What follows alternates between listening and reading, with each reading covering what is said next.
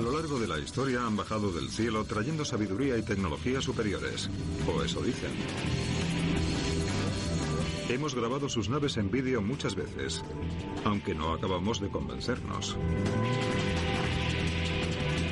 Y los malvados extraterrestres secuestran gente de la Tierra y les hacen cosas incontables, según miles de norteamericanos que dicen haber sido abducidos por ovnis. Son muy feos. Es algo muy indiscreto. Les quitan esperma y óvulos, les implantan fetos y luego se los quitan. Los científicos no se toman en serio los informes de adopciones extraterrestres porque no hay pruebas físicas, y si no hay pruebas es porque no existen. ¿Es cierto que los extraterrestres vienen a la Tierra e interfieren en los asuntos humanos? ¿Y hasta se mezclan con nosotros? Examinen las pruebas más convincentes de visitas de ovnis junto a creyentes y escépticos. Se puede ver claramente un objeto brillante que parece metálico. Casi todo lo que la gente cree de los ovnis y las abducciones es cultural, es psicológico. No está ahí fuera, está aquí dentro. Usted decide, cuando la ciencia y lo sobrenatural chocan en los enigmáticos cielos.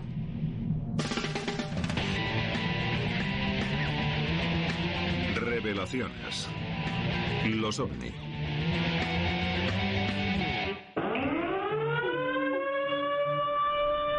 Naves extraterrestres se aproximan por el cielo. Se ha intentado la conexión por radio, pero no se ha podido establecer. Debemos prepararnos para el ataque de un enemigo desconocido. La actual relación amor-odio con los objetos volantes no identificados y sus pilotos lleva así más de 50 años. Pero algunos piensan que los aliens llevan aquí más que nosotros y que incluso han dado algún empujón ocasional a nuestra evolución en la dirección correcta. ¿Cómo si no construirían los antiguos las pirámides de Giza, las enormes líneas de Nazca de Perú, que solo son visibles desde el cielo? ¿Cómo es posible que los europeos de la Edad de Hierro dibujaran un humanoide en un traje espacial? Estas criaturas han encontrado la forma de venir a la Tierra. Es posible que sean más inteligentes que nosotros.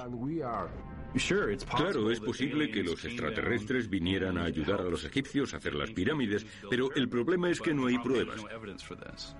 La asunción de que los humanos no somos lo suficientemente inteligentes para averiguar esto es muy insultante. Los investigadores de ovnis, que se hacen llamar ufólogos, clasifican los encuentros con visitantes extraterrestres en 4 categorías. Hay encuentros del tipo 1, en el que se ven ovnis de cerca, pero sin dejar huellas. Un espectacular encuentro que ocurrió en los cielos de México está dentro de este tipo.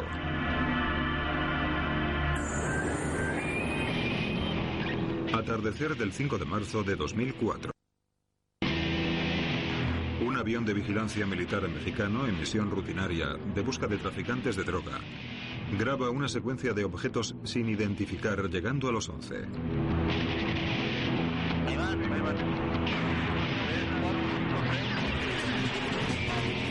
En el sistema de infrarrojos del avión, los ovnis aparecen como puntos de luz brillante, pero no muestran detalles o estructura.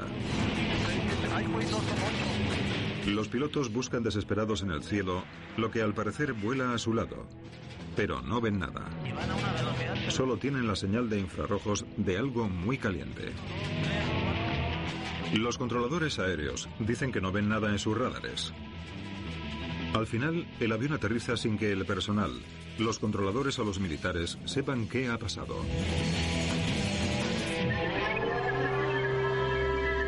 Examinaremos más tarde este encuentro de tipo 1 con más detalle. Pero antes, otros tipos de encuentros. Los encuentros del tipo 2 incluyen avistamientos de ovnis con pruebas de las visitas. Muchos atribuyen el fenómeno de los círculos de los cultivos a esta categoría. La gente ha visto extrañas bolas de luz sobrevolando los campos de trigo, para después encontrar las cosechas aplastadas con espectaculares formas. Hace poco, en México, unas extrañas formas circulares en la hierba se han asociado a avistamientos de ovnis. Después, claro, están los encuentros del tipo 3. Este incluye contactos reales, a menudo charlas telepáticas con los aliens.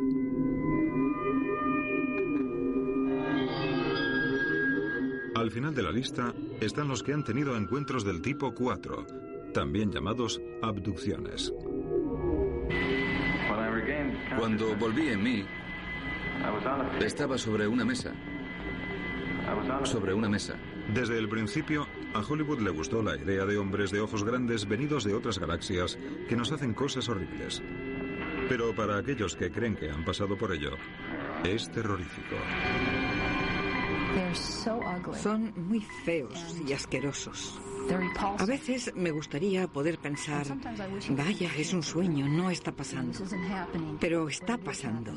Me abdujeron varias veces cuando era pequeña, muy pequeña. Ocurre casi desde que naces hasta que mueres. Así funciona. Cuando estás en el programa, estás en él para siempre. Pam es paciente del doctor David Jacobs, profesor adjunto de Historia de la Universidad de Temple, principal defensor del fenómeno de la abducción. Lleva más de 30 años trabajando con abducidos, a los que ayuda a recuperar recuerdos de las experiencias mediante hipnosis. Es un tema muy marginal. Como académico, estudiar algo así se puede decir que no es bueno para mi reputación profesional. Pero uno no tiene todos los días la oportunidad de participar en el estudio de un fenómeno de tal importancia potencial. Jacobs cree que al menos 5 millones de norteamericanos han sido abducidos. Y ha oído cientos de historias de abducciones sorprendentemente parecidas. Estoy dormida. Siento como si la habitación se quedara muy tranquila. A veces hay tensión. No sé cómo describir eso, pero la habitación se siente distinta. Y entonces empieza el sonido. Un zumbido constante. Luego veo la luz y las figuras. Los sujetos también dicen no poder moverse, como si estuvieran paralizados. Lo siguiente que saben es que alguien o algo se acerca y les hace levitar. Y a menudo vuelan a través de una ventana cerrada. Después les meten en una nave, donde se unen a otros abducidos y esperan.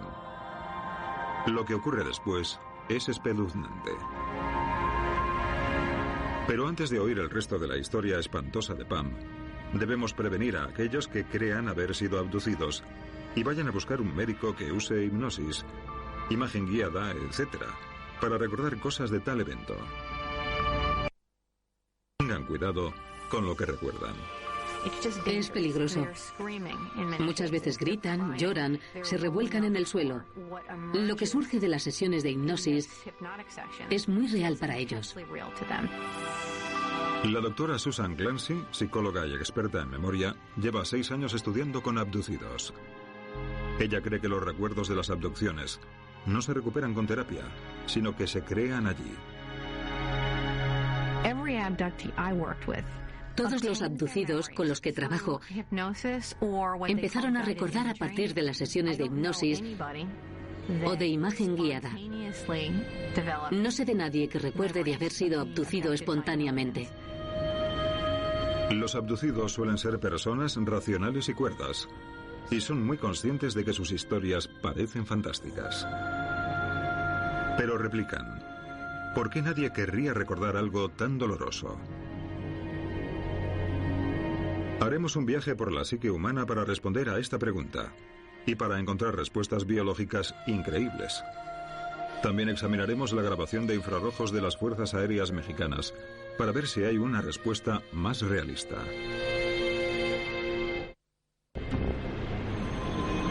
Empecemos por el principio. ¿Cómo empezó la obsesión por los ovnis? Seguramente, la era moderna de los ovnis comenzó en los primeros años de la Guerra Fría, cuando la gente no dejaba de mirar al cielo, obsesionados con aviones espía y misiles. Lo que realmente desencadenó la locura ocurrió en junio de 1947. Kenneth Arnold pilotaba su avión privado por las Cascade Mountains del estado de Washington cuando vio un flash brillante, azulado en la distancia. Se fijó mejor y vio unos objetos desconocidos volando por la montaña a toda velocidad, con increíble agilidad. Arnold contó su historia a un periódico local y nació la locura del platillo volante. Ese mismo año ocurrió algo crucial en la historia de los ovnis, algo que sobrevive y que los creyentes nombran con respeto y molesta a los escépticos: Roswell. Se encontraron unos restos extraños en un rancho a las afueras de Roswell, Nuevo México, cerca de una base aérea del ejército estadounidense. Al día siguiente, un periódico local apareció con la noticia de que el ejército tenía una nave alienígena en su poder. Apresuraron a decir que los restos eran de un globo sonda. Pero el daño estaba hecho. Tampoco ayudó el que estuvieran encubriendo que el llamado globo sonda era una prueba secreta de un globo espía. Acababa de nacer una nueva era. Después de Roswell, cientos de avistamientos y teorías conspiratorias han surgido sin control.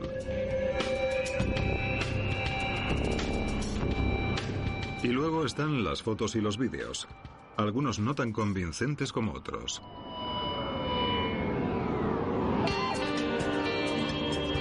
En los anales de los avistamientos de ovnis, pocos se pueden equiparar al día en que se oscureció la Ciudad de México a mediodía.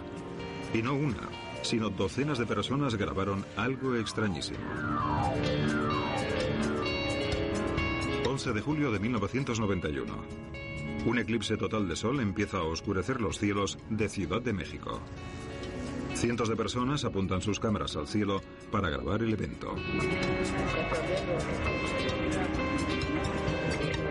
Para el ufólogo Guillermo Arreguín fue algo para recordar.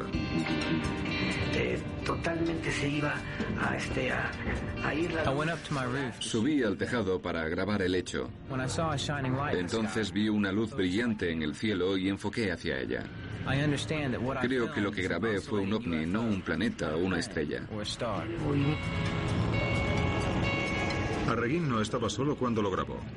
Sergio Fuentes celebraba el eclipse con su familia y él también estuvo mirando al cielo. Mi mujer y mis hijos insistieron en que no mirara directamente al sol sin protegerme. Les hice caso e intenté seguir grabando todo lo que pasaba.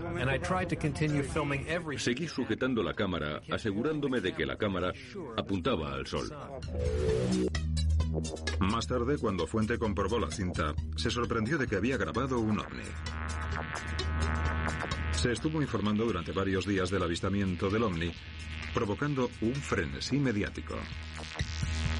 El conocido periodista de investigación Jaime Maussan presentó un telemaratón de 10 horas sobre ovnis que incluyó un debate sobre el avistamiento. Pidió a los espectadores que volvieran a ver lo que habían grabado con sus cámaras. Cuando presenté esto en televisión, llamó mucha gente para decir que lo habían visto. Se puede ver claramente un objeto brillante que parece metálico, con una sombra debajo. Un disco plateado. Creemos que no era una estrella o un problema de la cámara, una distorsión. El vídeo es la prueba de que es real. Y ese día, mi vida cambió por completo, porque desde ese momento la gente quiso que hablara más de ovnis que de cualquier otra cosa. Pero a algunos, esta prueba no les quita nada el sueño. El escritor y escéptico Mario Méndez Acosta le debate a Maussan el avistamiento del eclipse del 91 y cree que la obsesión nacional con los ovnis tiene más que ver con Maussan que con cualquier visita del espacio. Solo imaginen que su presentador de televisión más famoso se convirtiera en creyente acérrimo de ovnis. Creo que en Estados Unidos ya le hubieran echado. Lo que más me consterna es la futilidad del tema. Consternado o no, 13 años después del eclipse, Maussan aún tiene un programa semanal y los espectadores aún mandan supuestos vídeos de ovnis. Los mexicanos abrazan este fenómeno y han producido más pruebas que ningún otro país del mundo. Y vaya que sí. México es ahora un hervidero de estudios sobre ovnis y uno de los mejores lugares para observar cosas cuestionables en el cielo. Regularmente, un grupo amateur de ufólogos se queda una noche sin dormir para intentar contactar con las luces del cielo, meditando y lanzándoles ráfagas de luz. Si la verdad sobre los ovnis de México está ahí fuera, puede estar más cerca que las estrellas. Puede estar en Estocolmo. El astrónomo y fotógrafo Tom Kallen es productor del planetario del Museo Sueco de Historia Natural. Hay poca gente hoy en día que comprenda la bóveda celeste. No conocen algunas de las constelaciones más básicas. Así que cuando salen y ven algo poco usual que no entienden, es fácil decir, esa luz rara en el cielo es vida inteligente. Algún alien debe de estar con su nave por ahí en el cielo, sin pararse a pensar que quizá es un meteorito o un satélite. Kallen cree que la gente que vio el ovni en Ciudad de México realmente vio algo increíble, algo más allá de los límites de la Tierra, pero no necesariamente bajo el poder alienígena. En el vídeo de Ciudad de México vemos un cielo oscurecido ya por el eclipse. Vemos algunas nubes flotando y luego la cámara se centra en este objeto.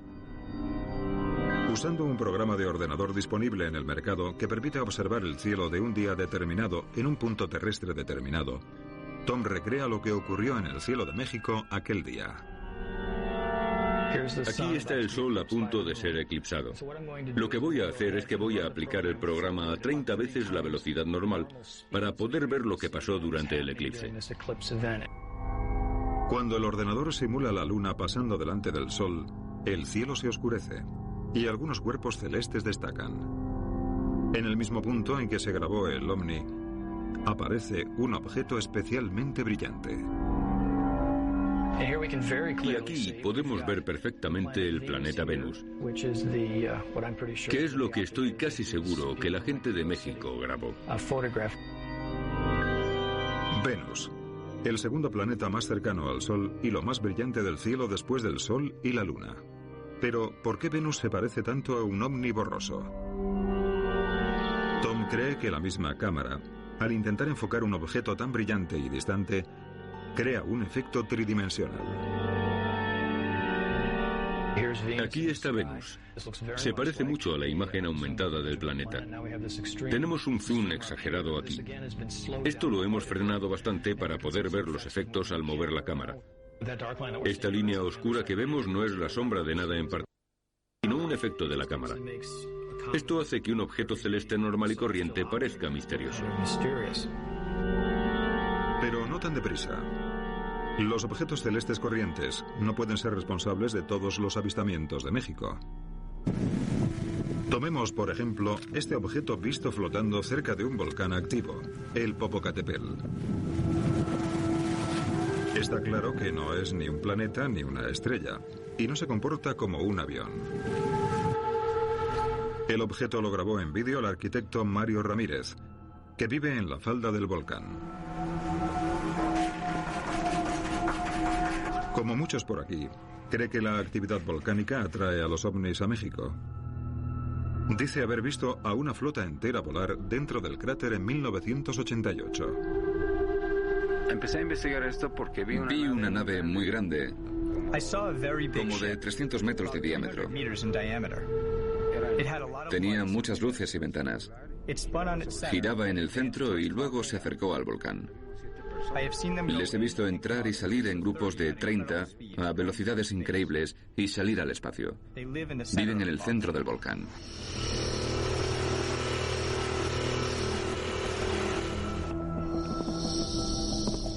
En el año 2000, Ramírez estudiaba una formación rocosa cerca del volcán, pensando que era algún tipo de libro antiguo de astronomía, cuando algo le llamó la atención. Estaba yo aquí en esta piedra. Estaba aquí en la roca observando al Popo. Puse la cámara y entonces vi una luz. Y me pregunté, ¿por qué veo una luz viniendo de la montaña? Lo que Ramírez grabó parece un objeto que flota sobre la montaña. Miré y había un ovni en las nubes. Pensé que estaban intentando comunicarse conmigo. Se quedó flotando durante unos 2 minutos antes de desaparecer detrás del pico. ¿Qué piensa nuestro profesional Tom Cullen de ese objeto intrigante? El vídeo del volcán para mí es una imagen aumentada que a todos los efectos parece un pájaro grande. Y si lo miras bien, parece titilar como si tuviera apéndices que se movieran. Es algo que yo no esperaría en un vehículo extraterrestre de ningún tipo. Por supuesto, no todos los objetos volantes no identificados son solo errores de identificación. Algunos parecen sospechosamente efectos especiales baratos. O un frisbee lanzado al aire.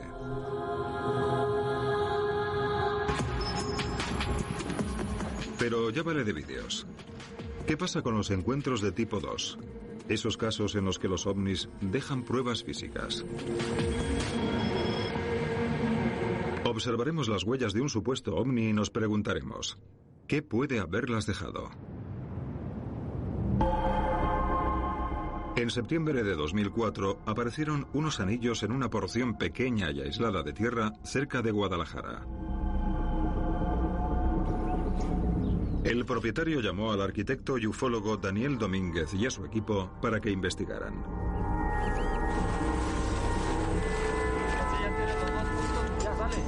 Pasaron unas noches observando el campo y apareció una luz esférica. Pasó justo por encima de nosotros y aumentó la intensidad de la luz. Entonces la luz disminuyó y siguió su trayectoria. Domínguez dice que la luz provocó los cambios en la hierba que nada hecho por el hombre podría hacer. Durante 4 semanas hacen mapas de los círculos y miden su crecimiento. También toman muestras de tierra para medir la radiación, que Domínguez cree que es la causa. Tomamos esta muestra el 17 de septiembre. Como puede ver, la hierba tiene un tono más verde que el resto y la brizna es más ancha que el resto. Esto demuestra que estuvo sujeta a la radiación. Fue sometido. De las pruebas que tenemos, me inclino a pensar que estos círculos los causó una energía producida por algo que vino de más allá de las estrellas. Pero la doctora Laura Guzmán cree que la respuesta es más normal. Es micóloga en la Universidad de Guadalajara, la primera dama mexicana de las setas, por así decirlo. Pero, ¿qué tienen que ver los hongos con los ovnis? Es una pieza muy grande de miselium creciendo alrededor de un trozo de madera o de raíz. Eureka, hongo micelium. ¿Y qué nos importa? Ya que el micelium crece hacia afuera desde el centro del círculo, a veces llamado círculos de hada. Algunos son círculo de hierba muerta, pero otros en realidad abonan la hierba y hacen que se vea más verde y lustrosa dentro del círculo que fuera. Especialmente si alimenta materia orgánica en descomposición, como raíces muertas de árboles. Estos trozos de madera estimulan el crecimiento de los hongos. Por eso a veces crecen muchos círculos de hadas, porque hay madera bajo la tierra. Mi opinión científica es que lo que está causando los círculos de hada es el hongo. Y no hay otra explicación. Pero en realidad hay miles de hongos en la Tierra y solo 50 causan los círculos. Para confirmar que un hongo es el responsable de los círculos, la doctora Guzmán toma una muestra y la lleva al laboratorio para hacer pruebas. Busca una señal reveladora, una pequeña protusión en las células individuales del hongo que confirme sus sospechas. Los círculos de hada que vimos están formados por hongos. ¿Qué pasa con la afirmación de Domínguez de que los círculos estaban causados por la radiación de un ovni? La doctora Goodman comprobó la muestra y no encontró niveles elevados de radiación. Así que este encuentro de tipo 2 resultó ser un encuentro de tipo Z. México rebosa encuentros de tipo 1, 2 y 3. Aunque el tipo 3, el encuentro real con aliens, solo es alcanzado por telepatía y ráfagas de luz, haciendo del contacto algo difícil de verificar.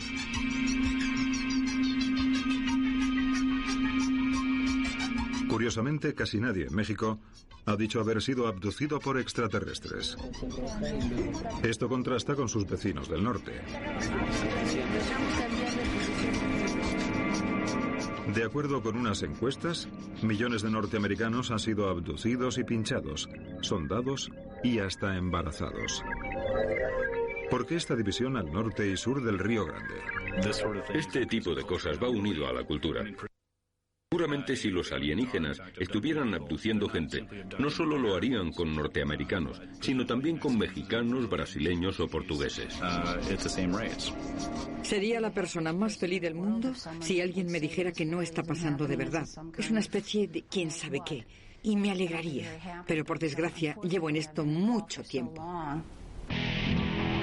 Pero antes de entrar en el horroroso mundo de las abducciones, volvamos a los extraños hechos grabados por un avión militar mexicano en el radar. Casi una docena de objetos sin identificar para los que los militares no encontraron explicación. ¿Podría esto ser la prueba definitiva de las visitas alienígenas? En una fatídica tarde de marzo de 2004, un vuelo militar rutinario se esforzó en identificar unos objetos que parecían estar volando en paralelo. Invisibles al radar y al ojo, solo eran visibles por infrarrojos. Los militares mexicanos publicaron la grabación de infrarrojos del encuentro del vuelo con objetos sin identificar, creando sensación en los medios. El capitán Alejandro Franz, del Grupo Mexicano de Investigación de OVNIs, Alcione, decidió investigarlo él mismo. Franz es una especie de creyente escéptico. Aunque cree que OVNIs visitan la Tierra, piensa que la investigación debe descartar todas las alternativas posibles antes de llegar a una conclusión. He estado investigando estas cosas porque casi el 90% de las veces no son ovnis. Están causadas por el hombre o son planetas o asteroides o muchas otras cosas que se pueden explicar. Como piloto, el capitán Franz quiere recrear el vuelo que hizo el avión militar.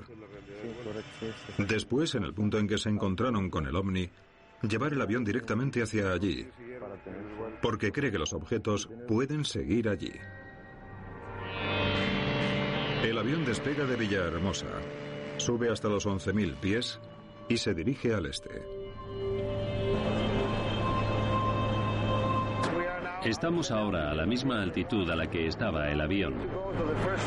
Hay que ir al primer punto de la ruta, yendo al este, siguiendo la ruta hasta los 89 grados de longitud oeste, para mantener la misma ruta que el avión militar. El avión alcanza el primer punto de contacto con los ovnis. Franz indica a los pilotos que vayan al noroeste, la misma dirección a la que apuntaba la cámara de infrarrojos. Él ha visto luces ahí antes y quiere saber exactamente lo que la cámara estaba registrando. He sobrevolado y cruzado el Golfo de México cientos de veces. Esas luces se ven todos los años cuando anochece. Cualquier piloto podría verlas con buena visibilidad. Se ven desde 220 o 240 kilómetros de distancia. A unos 90 kilómetros de la costa y casi a 120 kilómetros del último punto de contacto, Franz ve lo que estaba buscando. Un complejo petrolífero gigantesco conocido como Cantarell. Hasta 4.500 metros, las estructuras parecen enormes. Las plataformas de extracción pueden tener hasta 40 pisos. Las llamas, que alcanzan cientos de metros, están provocadas por la quema de exceso de gases para reducir la presión de los pozos. Ahí están. Me alegro porque confirma mi teoría. Completa parte de mi investigación y me da ánimos para seguir investigando. Franz cree que esta es la fuente de los infames ovnis. Pero ¿podrían estos fuegos haberse registrado a 160 kilómetros desde el sistema de vigilancia de infrarrojos de un avión militar? ¿Y por qué parecían estar volando? Jim Sefrin puede respondernos. Enseña y certifica a técnicos de infrarrojos y usa la misma tecnología para examinar las refinerías y plataformas petrolíferas. Primero, no se ha determinado que los objetos estén volando. Podría parecer que los objetos se están moviendo. De hecho, es una ilusión óptica que se crea porque las nubes se mueven con respecto a los objetos, no al revés. Es posible que estemos viendo una fuente de calor, y en este caso, ya que estamos sobre el océano, un reflejo de ese calor sobre la superficie del agua. Podría ser la llama y parte del humo o solo la llama. Me gustaría creer que hay ovnis ahí fuera, pero simplemente no tengo pruebas de eso. Una cosa es refutar pruebas frías de ovnis grabadas en vídeo o con infrarrojos. Y otra muy distinta es enfrentarse a testimonios de primera mano de contactos con alienígenas. Especialmente si el contacto ha sido brutal, con implicaciones aterradoras. ¿Qué hacemos con la gente que tiene recuerdos vívidos de haber sido abducido y sujeto a extraños procedimientos sexuales y médicos? Si las abducciones son reales y los defensores dicen que millones de personas muestran signos de que lo son, entonces se cierne sobre nosotros una amenaza inimaginable. Pero, ¿es verdad? Durante los últimos 50 años, miles de personas han denunciado haber sido abducidas por alienígenas. Pero el defensor de la abducción, David Jacobs, cree que es solo la punta del iceberg, basándose en una encuesta llevada a cabo en 1992. Si preguntas a la gente si han sido abducidos, como 1 millón dice que sí. Pero en realidad la mayoría de la gente no sabe que ha sido abducida porque el fenómeno se olvida casi en cuanto los devuelven. Al parecer, los extraterrestres intentan bloquear los recuerdos de la gente abducida, pero no es perfecto. Con la hipnosis se pueden desbloquear. Algunos recuerdan partes de la abducción, secuencias o la abducción entera. La hipnosis, por razones que no entendemos, abre las puertas de la memoria a largo plazo y la gente empieza a recuperar esos recuerdos. La única forma que tienen de recordar es entrar en un estado psicológico de relajación y concentración. Los recuerdos son increíblemente parecidos. La experiencia de Pam es típica. Se encuentra despierta, pero inmóvil en la cama. Unos seres grises la llevan a una nave. Allí se une a otros en una zona de espera. A menudo miro alrededor y pienso que los demás están allí sentados y que parecen no tener conciencia de ello. Y el Dr. Jacobs me dice que seguramente ellos me estén mirando y pensando que no tengo conciencia de ello tampoco. A veces son lecciones. Otras veces son exámenes físicos o algo peor. Los hombrecitos grises son la escolta y solo son tipos pequeños con grandes ojos y muy delgados. Después están los altos, que se parecen pero son más intelectuales. Normalmente empiezan con un procedimiento de observación. La observación dura mucho y lo único que se puede ver son esos enormes ojos. A veces es un vuelco de información. A veces te hacen cosas físicas. Otras veces, mientras te hacen eso, alguien te mete instrumentos por la nariz o por el oído. A veces hacen mucho daño. A veces lo fastidian. Y otras veces se pone muy siniestro. Les extraen esperma y óvulos, les implantan fetos y luego se los quitan. Lo que creo que pasa, y a mi edad aún ocurre, es que toman un embrión que es una combinación de ellos y nosotros y te lo insertan. Lo llevas durante unas 10 semanas y luego te lo quitan. Lo que hacen con ellos... He visto botellas, enormes botellas. Y luego unas pequeñas que están suspendidas. Pam no está sola. Miles tienen recuerdos casi idénticos. Despertarse para encontrarse un chorro de luz en la habitación.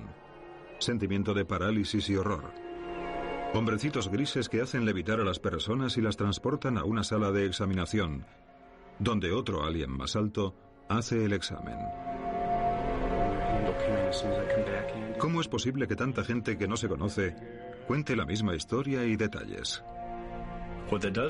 Lo que eso sugiere es que hay un concepto común de lo que una abducción incluye. Desde películas a escritos, pasando por programas de televisión. Pero la afirmación de que, como las denuncias son tan parecidas, tiene que ser una experiencia compartida, es una falacia. Y luego está el método usado para recuperar esos recuerdos, la hipnosis. Durante mucho tiempo, la hipnosis se consideró una puerta mágica a la memoria de la gente. Pero ahora se ha descubierto que la hipnosis es mucho más efectiva creando recuerdos que recuperándolos. Bajo un estado hipnótico, la gente es muy sugestionable y está ansiosa por agradar al hipnotizador, como cualquiera puede ver en una función. ¿Sabes lo que estoy viendo? Esta señorita tiene tu canario. Ve a pedírselo. Ve y pídele que te devuelva tu canario ahora mismo. ¿Me puede devolver mi canario, por favor? Esto puede ser muy entretenido cuando se hace por diversión, pero potencialmente puede ser muy dañino como terapia. La doctora Susan Clancy lleva 6 años trabajando con gente que ha recuperado recuerdos de abducciones bajo hipnosis. Está segura de que esos recuerdos se crearon, no destaparon, con la terapia. Estudios muestran que la gente muy influenciable inventará cualquier recuerdo que el hipnotizador le pida. Que todo el mundo se ponga crema ahora. Echaos bien por los brazos y también por la cara. Lo cierto es que eres susceptible de actuar de acuerdo a pistas que te da el ambiente o el hipnotizador. Pueden querer abrazarse, confortarse, sienten cada vez más frío. Es muy difícil porque se desarrollan recuerdos que se sienten como reales. Y ni usted ni su médico podrán distinguir de los recuerdos reales. Jacobs replica que nunca lleva a un paciente a recuperar recuerdos de abducciones. Claro que yo, como hipnotizador, soy consciente de los problemas. Casi todos los que vienen a mí también son conscientes de los problemas. No quieren que los lleven. No quieren recuperar cosas de la cultura popular. Una vez que lo controlas, que comprendes lo que conlleva la hipnosis, quedas con una metodología que tiene eso en cuenta, que lo controla. Empiezas a obtener esas historias que son simplemente extraordinarias. La gente que va a ellos lo hace porque creen que han sido abducidos y lo creen lo suficiente como para buscar a alguien que les ayude a confirmarlo. Eso ya es suficiente. Pero ¿por qué la gente elegiría creer que han sido abducidos y violados por extraterrestres? En principio, podrían tener algún conocido síntoma de abducción, como estos. Pérdida de la noción de tiempo, pesadillas sobre ovnis, trastornos de sueño, sensaciones extrañas, marcas corporales inexplicables o sentirse observado. Bien, ¿cuántos seres humanos vivos de cualquier parte del mundo no responderían sí a alguna de estas preguntas? Pero ¿podría haber algo más? ¿Algo biológico que contribuyera a tal fenómeno? Nuevas e intrigantes pruebas salen a la luz relacionadas con estudios de sueño. Intenté dormirme durante un rato. De pronto se me quedó el cuerpo rígido. Aunque estaba consciente, no podía moverme. Sentí una presencia y luego como si estuviera junto a mis pies. Vi algo como una mujer vieja y pálida agachada que me miraba. ¿Suena parecido a la primera fase de una abducción? Razonablemente, según el investigador japonés del sueño, Kazuhiko Fukuda. Me gustan los ovnis y la ciencia ficción, pero dudo que esas cosas existan de verdad. La mayoría de la gente que experimentan abducciones tienen experiencias parecidas. Se despiertan en mitad de la noche y se dan cuenta de que no pueden moverse. Sienten una presencia en la habitación y es un alien. Todas las experiencias básicas se pueden explicar por la parálisis del sueño. El doctor Fukuda, psicofisiólogo en la Universidad Fukushima de Japón, lleva varios años estudiando la parálisis del sueño.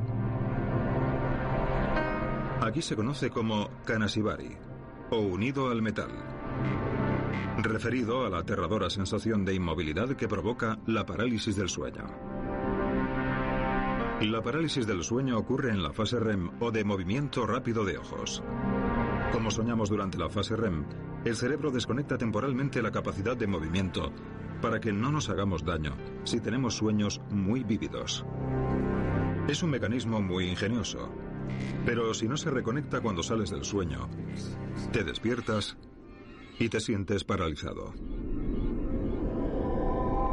En un laboratorio de la universidad, el doctor Fukuda intenta recrear la parálisis del sueño. Les pone electrodos a los sujetos en la cabeza para monitorizar la actividad cerebral durante el sueño. Hay una diferencia notable entre las ondas cerebrales del sueño en fase REM y el estado de kanashibari en fase REM. Lo que se ve es que el estado de kanashibari en fase REM es muy parecido al estado de vigilia. Por eso, cuando alguien sufre parálisis del sueño, se siente como si estuviera despierto.